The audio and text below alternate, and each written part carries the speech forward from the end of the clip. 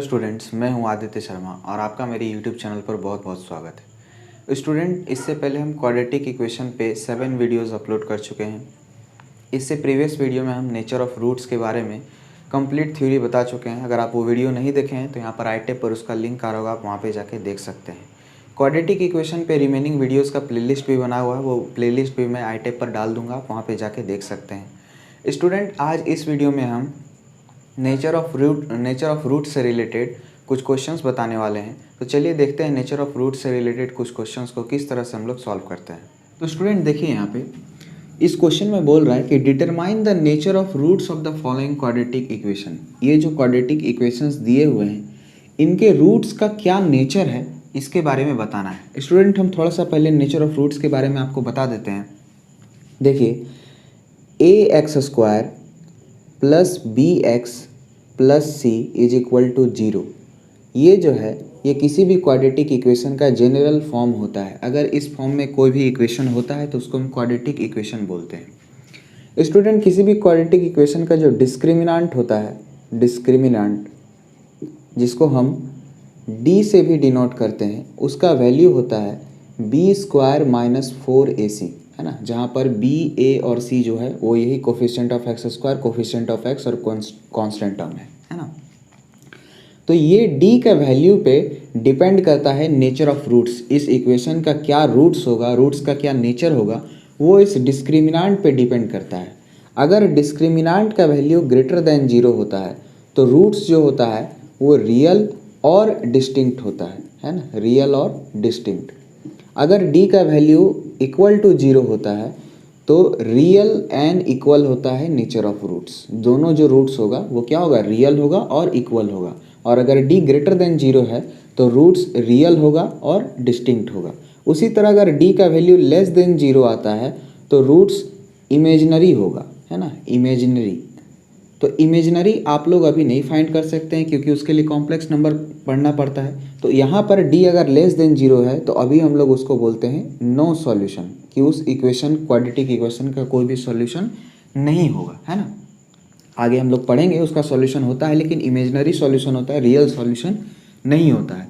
अगर इन सब की चीज़ के बारे में आपको डिटेल में पढ़ना है तो iTab पर लिंक आ रहा होगा, नेचर ऑफ रूट्स का जो वीडियो है उसको आप देख लीजिएगा, आपको सारा चीज़ क्लियर समझ में आ जाएगा। फिलहाल हम लोग इस क्वेश्चन को देखते हैं कि इसको हम लोग कैसे सॉल्व करते हैं।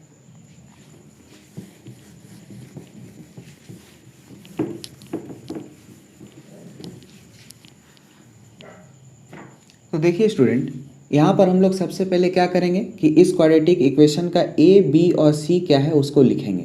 तो a का वैल्यू क्या होता है, a का मतलब होता है कोफिशिएंट ऑफ x², तो कोफिशिएंट ऑफ x² क्या है, 2 है। उसी तरह b क्या होता है, कोफिशिएंट ऑफ x, तो कोफिशिएंट ऑफ x क्या है, 1, और कांस्टेंट टर्म क्या है, -1, है ना। तो यहाँ पर देखिए सबसे पहले हम लोग d निकालेंगे। तो d क्या होता है, b² माइनस 4ac। तो यहाँ पे देखिए b का वैल्यू 1 है तो b² का वैल्यू -1 होगा। उसी तरह -4 इंटू a कितना है, 2, और यहाँ पर c कितना है, -1, है ना। तो यहाँ पे देखिए ये हो जाएगा 1 और माइनस इंटू माइनस हो जाएगा प्लस, और 4 2 जा 8, यानी कि इसका वैल्यू कितना आ गया, 9, यानी डिस्क्रिमिनांट का वैल्यू 9 आ गया। तो हम लोग जानते हैं कि अगर डिस्क्रिमिनांट का वैल्यू ग्रेटर देन 0 आता है तो उसका रूट्स कैसा होता है, रियल एंड डिस्टिंक्ट, है ना, रियल होगा और अलग अलग होगा। यहाँ पर आपको रूट्स निकालना नहीं है, बस रूट्स के ऊपर कमेंट करना है ना। तो यहाँ पर चूंकि d जो है वो 9 आ रहा है, यानी ग्रेटर देन 0 आ रहा है, तो इसका नेचर ऑफ रूट्स क्या होगा, रियल एंड डिस्टिंक्ट, है ना। उसी तरह यहाँ पे सेकेंड एग्जाम्पल देखिए, यहाँ पर क्या है, x² प्लस x प्लस 1। तो यहाँ पर भी पहले हम लोग a का वैल्यू निकालेंगे। तो a का वैल्यू हो जाएगा 1, b का वैल्यू हो जाएगा 1 और c का वैल्यू भी हो जाएगा 1। तो यहाँ पर उसके बाद हम लोग d फाइंड करेंगे, यानी कि b² माइनस 4ac। तो यहाँ पे देखिए b का वैल्यू 1 है तो b² का वैल्यू भी 1 होगा, -4, a का भी वैल्यू 1 है और c का भी वैल्यू 1 है। तो ये हो जाएगा 1 - 4 और ये क्या हो जाएगा, -3। तो यहाँ पे देखिए d का वैल्यू क्या आ गया, लेस देन 0, नेगेटिव आ गया। तो हम लोग जानते हैं कि अगर d का वैल्यू लेस देन 0 होता है तो क्या होता है, नो सॉल्यूशन होता है, उस क्वाड्रेटिक इक्वेशन का कोई भी सॉल्यूशन नहीं निकलता है। तो इस क्वाड्रेटिक इक्वेशन का नेचर ऑफ रूट्स क्या होगा, इसका रूट्स निकलेगा ही नहीं, इसका नो सॉल्यूशन हो जाएगा। उसी तरह से तीसरे वाले एग्जाम्पल को देखिए, यहाँ पर a का वैल्यू क्या हो जाएगा, यहाँ पर a का वैल्यू हो जाएगा 1, b का वैल्यू हो जाएगा -4 और c का वैल्यू हो जाएगा 4। तो यहाँ पर भी हम लोग d निकालेंगे तो d क्या हो जाएगा, b² - 4ac। तो यहाँ पे देखिए b का वैल्यू है -4 तो b² हो जाएगा 16 -4 इंटू a का वैल्यू 1 और c का वैल्यू 4। तो यहाँ पे देखिए ये हो जाएगा 16 - 16 विच इज इक्वल टू 0। तो हम जानते हैं कि अगर d का वैल्यू 0 आ गया तो रूट्स कैसा होगा, रियल एंड इक्वल, है ना, रियल एंड इक्वल। तो इसी तरह से इस क्वेश्चन में आपको नेचर ऑफ रूट्स के बारे में कमेंट करना है कि उस क्वाड्रेटिक इक्वेशन का रूट्स कैसे होगा। स्टूडेंट, नेचर ऑफ रूट्स से रिलेटेड कुछ और भी क्वेश्चन है जो आपको नेक्स्ट स्लाइड में बताने वाले हैं। तो चलिए देखते हैं कुछ और क्वेश्चंस को। तो स्टूडेंट देखिए, ये CBSE 2013 और वो CBSE 2015 में आया हुआ क्वेश्चन है, नेचर ऑफ रूट्स पे ही बेस्ड है। इस क्वेश्चन में क्या बोलता है कि आपको k का वैल्यू फाइंड करना है, लेकिन तब फाइंड करना है जब ये जो क्वाड्रेटिक इक्वेशन दिया हुआ है इसका जो रूट्स होना चाहिए वो रियल होना चाहिए और इक्वल होना चाहिए। तो स्टूडेंट अभी हम आपको बताए हैं कि किसी भी क्वाड्रेटिक इक्वेशन का जो डिस्क्रिमिनेंट है उसका वैल्यू अगर 0 हो जाए तो उसका जो रूट्स होगा वो क्या होगा, रियल और इक्वल होगा, है ना, रियल और इक्वल। तो क्वेश्चन में ये दिया हुआ है कि ये जो गिवन क्वाड्रेटिक इक्वेशन है उसका रूट्स कैसा होना चाहिए, रियल और इक्वल। तो रियल और इक्वल अगर उसका रूट्स होगा तो इसका मतलब क्या है कि उसका डिस्क्रिमिनेंट का वैल्यू कितना होना चाहिए, 0। तो इसका डिस्क्रिमिनेंट का वैल्यू को हम 0 से इक्वेट कर देंगे तो वहाँ से हम लोग को k का वैल्यू फाइंड हो जाएगा। तो स्टूडेंट देखिए इसको सॉल्व कैसे करेंगे, हम लोग लिखेंगे since roots of the above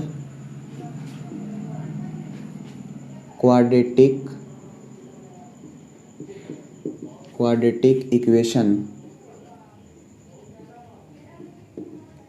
are real and equal, है ना, ये क्वेश्चन में दिया हुआ है। Therefore discriminant of this quadratic equation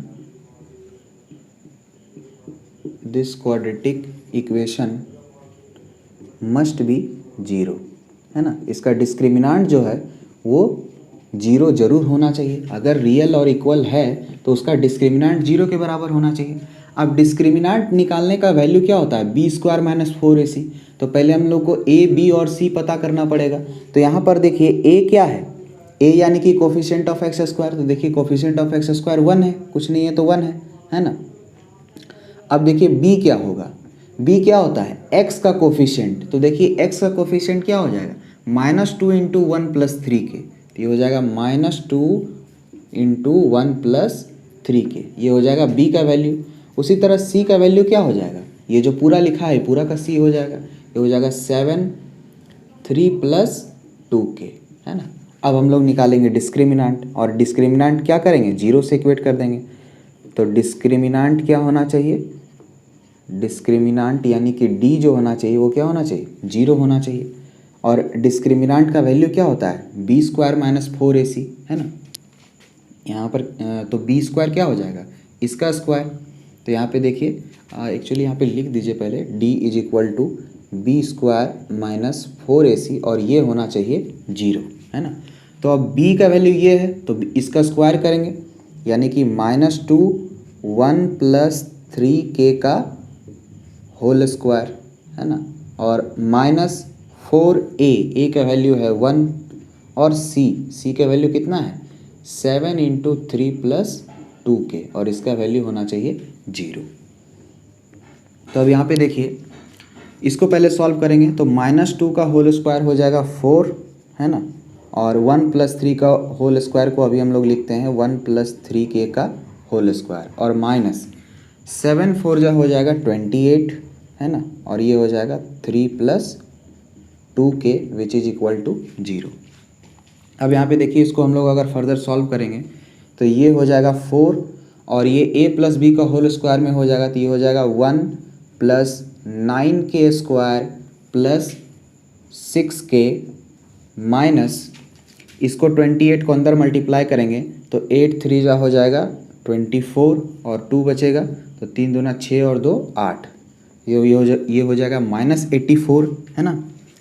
अब यहाँ पे देखिए ये माइनस इंटू प्लस ये हो जाएगा माइनस और 28 इंटू 2 हो जाएगा 56k इज इक्वल टू 0, है ना। अब इसको और फर्दर सॉल्व करेंगे हम लोग तो यहाँ पे देखिए 4 को अंदर मल्टीप्लाई करेंगे तो ये हो जाएगा 4 प्लस ये 9 4 जा 36k² और 6 4 जा 24k minus 84 minus 56k is equal to 0, है ना।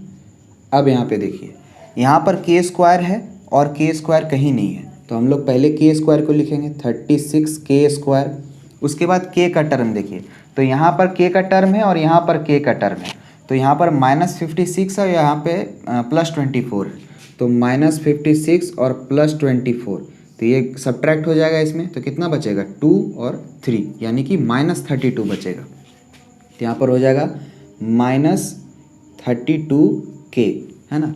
अब देखिए k² का टर्म हो गया, k का टर्म हो गया, अब सिर्फ कांस्टेंट टर्म है तो -84 है और यहाँ पर +4 है तो ये हो जाएगा -80 इज इक्वल टू 0। यहाँ पे देखिए 4 कॉमन निकाल लेंगे तो यहाँ बचेगा 9k², ये हो जाएगा 9k², है ना। और यहाँ से 4 कॉमन निकालेंगे तो 8k हो जाएगा यानी -8k और यहाँ से 4 कॉमन निकालेंगे तो 20 हो जाएगा यानी कि -20 इज इक्वल टू 0। अब यहाँ पे देखिए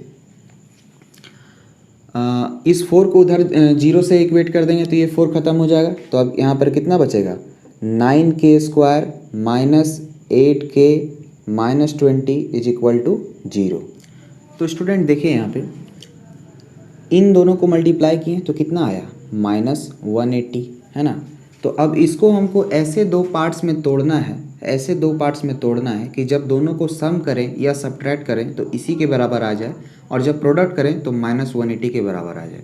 तो अब देखिए अगर हम इसको -18k और +10k में तोड़ते हैं, है ना, तो देखिए -18 और 10k जब इसको जोड़ेंगे तो कितना हो जाएगा -8k, है ना, इसी के बराबर आ गया। और जब दोनों को मल्टीप्लाई भी करेंगे तो ये -180k² के बराबर आ जाएगा जो कि यहाँ पर -180k² है ना। तो यहाँ पर दो पार्ट्स कौन सा मिल गया, एक हो गया -18k और एक हो गया +10k। तो यहाँ पर देखिए ये हो जाएगा 9k² -18k +10k -20 is equal to 0, है ना। अब यहाँ पे देखिए अब यहाँ से क्या करते हैं कि 9k कॉमन निकाल लेते हैं। अगर 9k कॉमन निकाल लिए तो यहाँ बचा सिर्फ k और यहाँ से 9k कॉमन निकाल लिए तो बचा -2, है ना। और प्लस यहाँ पर 10 कॉमन निकाल लेंगे तो ये कितना बचा k -2 which is equal to 0। अब यहाँ पे k -2 दोनों से कॉमन निकाल लीजिए तो यहाँ पर k -2 हो जाएगा तो यहाँ से बचा 9k और यहाँ से बचा +10 विच इज इक्वल टू 0। तो यहाँ पे देखिए या तो k -2 इज इक्वल टू 0 होगा या 9k + 10 इज इक्वल टू 0 होगा।